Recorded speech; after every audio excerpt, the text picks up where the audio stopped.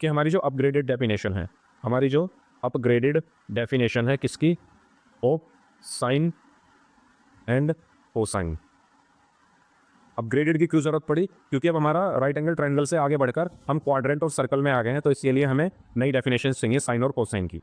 तो सबसे पहले हम क्या करेंगे, अपने क्वाड्रेंट्स को इंट्रोड्यूस कर लेते हैं डेफिनेशन को निकालने के लिए। तो ये मेरे एक्स एक्सिस हो गई और ये मेरी वाई एक्सिस हो गई, ठीक है। और मैं क्या बना रहा हूँ, एक सर्कल यहाँ पर बना रहा हूँ, तो ये एक सर्कल हो गया, ओके। अब ये क्या है, मान लो इसका सेंटर है ओ, सर्कल का सेंटर है, और ये सर्कल की रेडियस है आर। ये सर्कल की क्या है, रेडियस आर। जिस पॉइंट पर इसने टच किया उस पॉइंट को मैंने बोला ए, और मैंने एक परपेंडिकुलर नीचे की तरफ डाला, इस पॉइंट को मैंने बोला बी, ओके। अब आप ये देखिए कि ये जो पॉइंट है, पॉइंट ए, ये कौन से क्वाड्रेंट में है।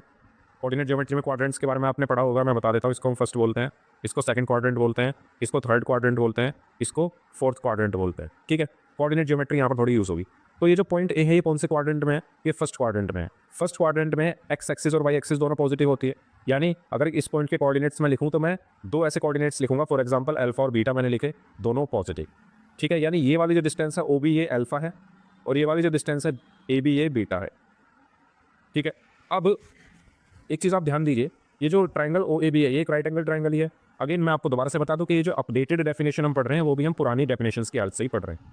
तो अगर मैं ओ ए बी की बात करूं, ओ ए बी की अगर मैं बात करूं, तो यहाँ पर अगर मैं आपसे ये कहूँ कि ये एंगल थीटा है फॉर एग्जाम्पल, और अगर मैं आपसे कहूँ कि sine theta is equal to क्या होगा, तो अपनी 10th वाली नॉलेज के अकॉर्डिंग बताइए साइन थीटा क्या होगा। तो 10th वाली नॉलेज के according sine theta is equal to perpendicular upon hypotenuse, यानी बीटा अपॉन आर होगा।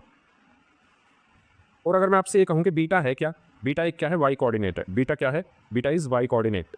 तो यानी मैं ऐसे लिख सकता हूँ कि sine theta is equal to क्या होगा, वाई कोऑर्डिनेट अपॉन आर होगा। तो ये हमारी आ गई अपडेटेड डेफिनेशन ऑफ सन। तो ये आपको ध्यान रखना है। अब से आप पंडित बद्री प्रसाद को भूल जाइए, और अब आप क्या ध्यान रखेंगे कि sine theta is equal to क्या होता है, वाई कोऑर्डिनेट अपॉन आर। ऐसे ही cos theta is equal to क्या होता है, अगर हम अपनी 10th क्लास वाली डेफिनेशन से जाए तो बेस अपॉन हाइपोटेन्यूज, यानी अल्फा अपॉन आर, यानी अल्फा अपॉन आर। और अल्फा बेसिकली क्या है, अल्फा इज एक्स कोऑर्डिनेट, तो cos theta is equal to क्या होता है, एक्स कोऑर्डिनेट अपॉन आर, ठीक है। तो ये है हमारी साइन थीटा और कॉस थीटा की अपडेटेड डेफिनेशंस। तो अगर मैं अब आपसे कहूँ कि साइन थीटा क्या होता है, तो आप बोलेंगे वाई कोऑर्डिनेट अपॉन आर, और अगर मैं आपसे कहूँ cos theta is equal to क्या होता है, तो आप बोलेंगे एक्स कोऑर्डिनेट अपॉन आर।